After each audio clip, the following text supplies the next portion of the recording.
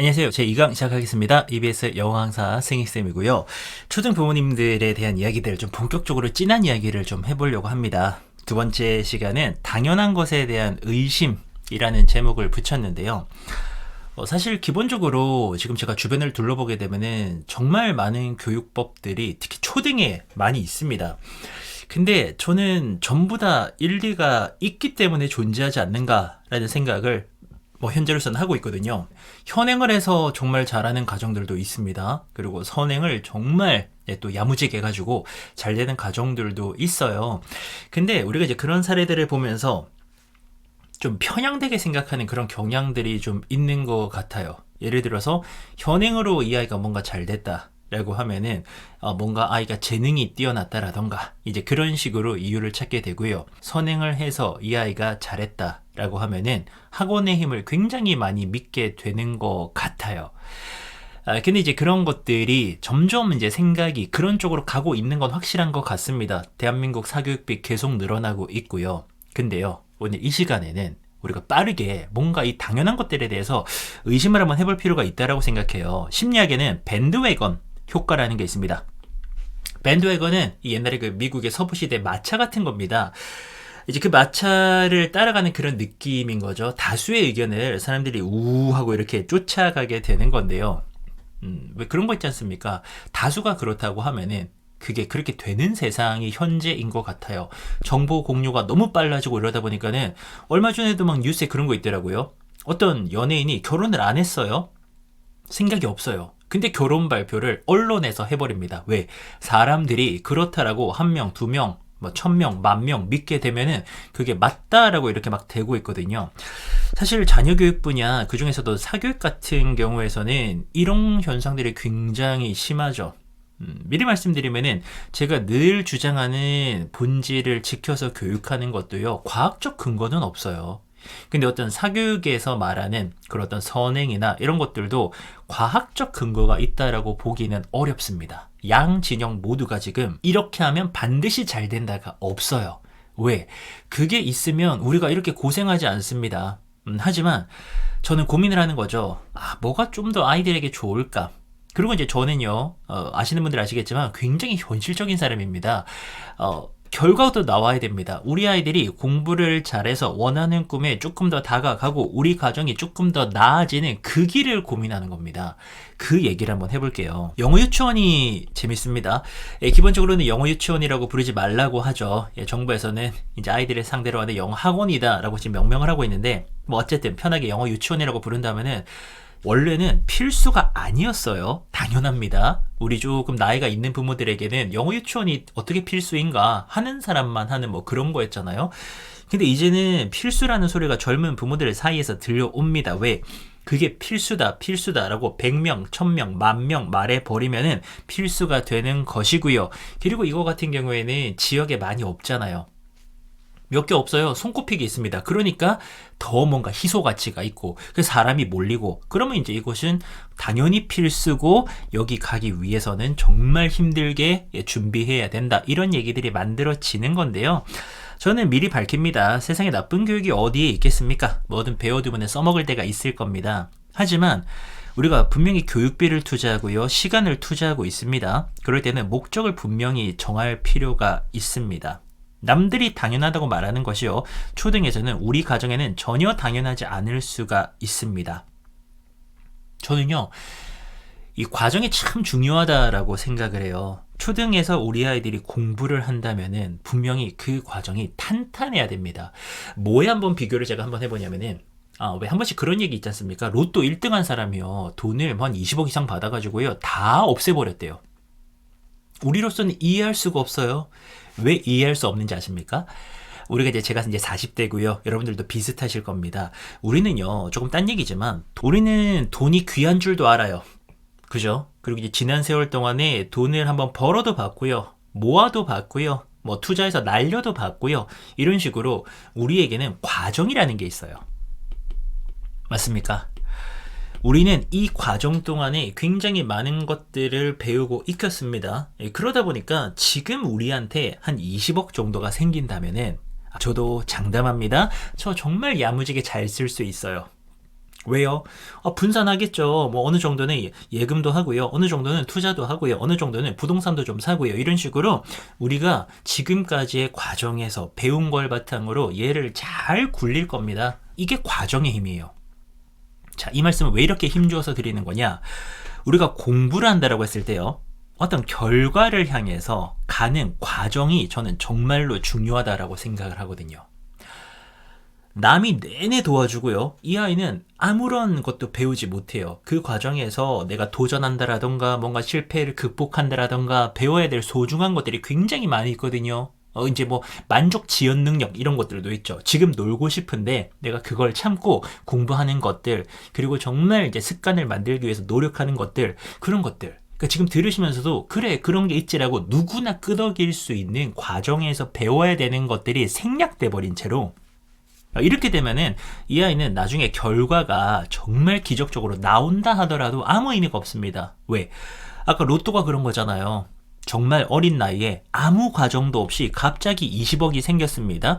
이거 20억으로요 막 슈퍼카 같은 거 사버리는 겁니다. 슈퍼카 사면 안 되죠. 이걸로 막 예를 들어서 탕진해버리는 겁니다. 그렇게 쓰면은 금방 다 없어집니다. 그러면은 그 다음이 없어요. 그렇게 해서 25세 돈 다 써버렸어요. 그럼 남은 인생 어떻게 삽니까? 이런 일이 벌어진다라는 겁니다. 과정에서 뭔가를 배워야 됩니다. 초등은요, 다시 이야기로 돌아가서 우리가 흔들리지 않고 그런 것을 고민해야 되는 시기다라고 생각해요. 근데요, 그게 참 어려운 게 뭐냐면은 우리가 불안하거든요. 불안은 우리의 이성을 마비시킵니다. 불안해가지고 판단하면 안 된다라는 겁니다. 교육 마찬가지예요. 우리 아이가 뒤처진 것 같죠. 근데요, 뭐 저도 뭐 여기서 벗어날 수가 없는 게 저희 아이들 같은 경우에는 철저하게 학교 진도만 따라가고 있거든요. 초등학교 학교 진도만 따라가면 요즘 세상에 정말 진짜 느림보 거북이가 따로 없습니다. 세상은 날아가는데 우리 아이만 엄청 늦게 가는 것 같다고요. 근데요, 이 불안을 조금 달랠 필요가 있습니다. 왜냐하면 세상이 그렇게 날아가고 있지 않아요. 영어 이야기를 한번 해보겠습니다. 제일 많은 교육비가 투입되는 거 영어 맞죠? 맞습니다. 요즘 뭐 수학도 만만치가 않습니다만은 기본적으로 영어 유치원 껴버리면 교육비 장난 아니죠. 웬만한 가정에서는 이거 감당하기가 쉽지가 않아요. 왜냐면 이때부터 돈이 들어가는 거니까. 이때만 쓰고 안 쓸 게 아니라 이때부터 월에서 100만원, 200만원 정도가 들어가면서 이렇게 가버리면은 이게 대학교 등록금보다 더 많다라는 거잖아요. 이거 만만치가 않죠. 자, 근데 물론 여기 이제 논리가 있죠. 영어 유치원은 수능 영어 잘 보려고 가는 곳이 아닙니다라고들 많이들 말씀하십니다. 네, 동의합니다. 제가 말씀드렸잖아요. 저도 모든 교육은 가치가 있다라고 생각한다니까요. 저도 평생 공부하는 사람이고요. 대신에 우리가 정말 빠듯한데 월에 1, 200만 원을 했을 때 연간 한 2천만 원 이상의 돈을 낸다라는 게 이게 정말 빠듯한 가정인데 정말 빚을 내서라도 보내면서 수능 영어를 생각을 안 하는 가정이 있을까요? 정말 이 아이가 그래 너는 나중에 혹시라도 이걸 쓸 때가 있을지도 모르니까 배우는 거지 뭐 입시 영어라든가 수능이랑은 아무 상관없이 엄마 아빠가 2천을 쓴다 이렇게 될 수가 있느냐? 저는 웬만한 가정에서는 그렇지 않을 거라고 생각을 합니다.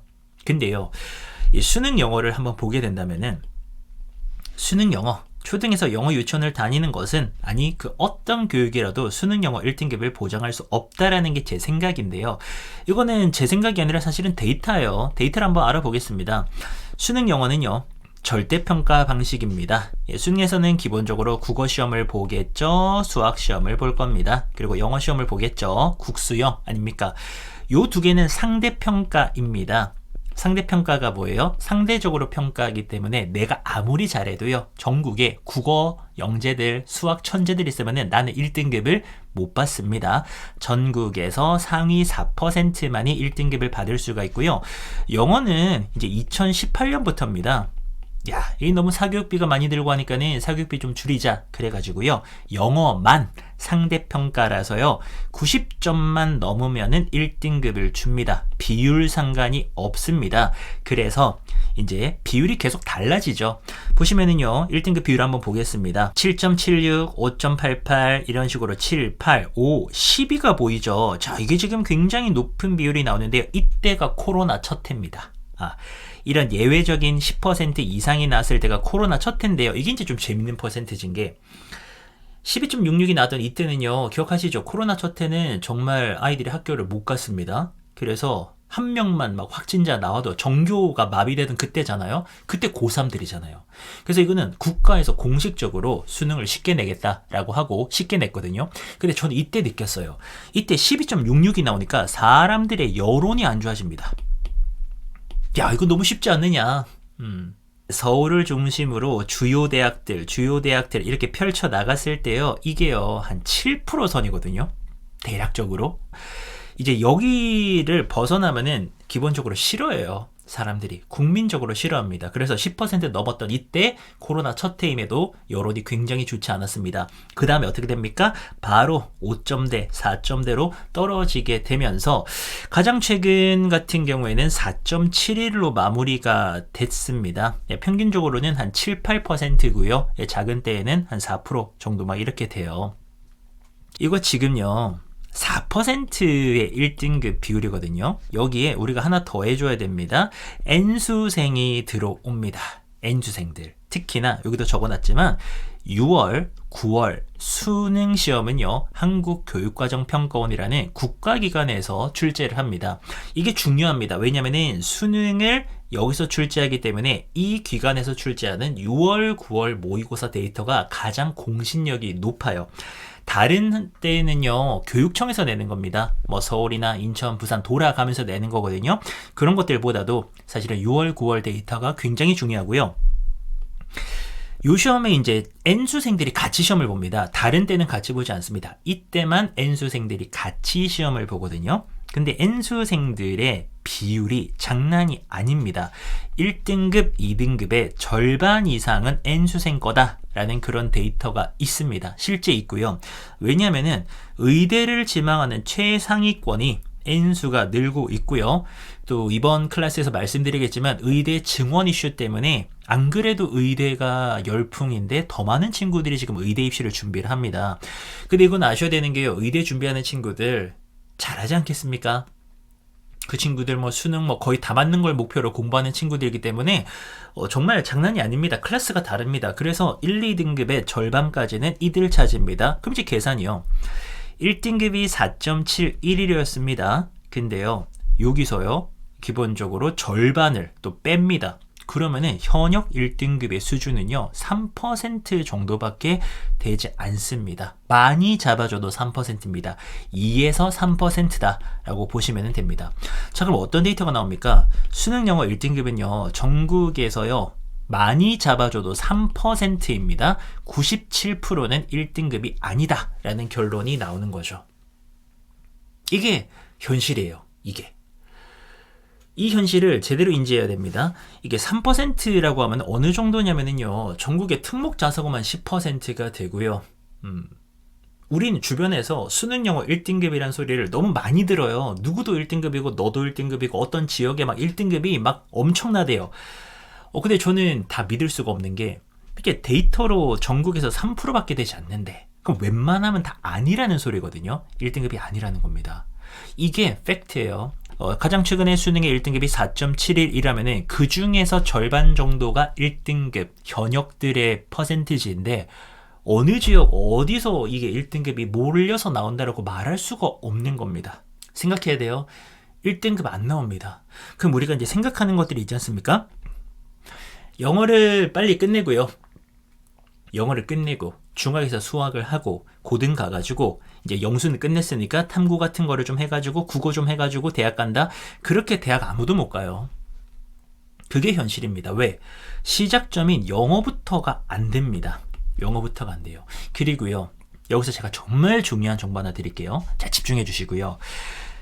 네이버에 가시면은 학교 알림이라고 있어요. 여러분들의 중학교를 검색해 볼 수가 있습니다. 여러분들 지역의 땡땡 중 검색하셔서 딱 들어가 보세요. 그러면은요, 오른쪽 하단쯤에 이 학업 성취도를 확인할 수 있는 카테고리가 있습니다. 성적을 알 수가 있어요.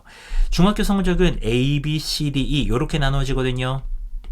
자, 그랬을 때 여기 이제 절대평가예요. 여러분들의 지역에 막 진짜 막 교육열이 막 엄청납니다. 엄마들 막 정말 진짜 교육정보 활발하게 공유합니다. 그래서 불안하고 있다면은 여기서요, 여러분들 지역에 국영수 A, B, C, D 등급 한번 보세요.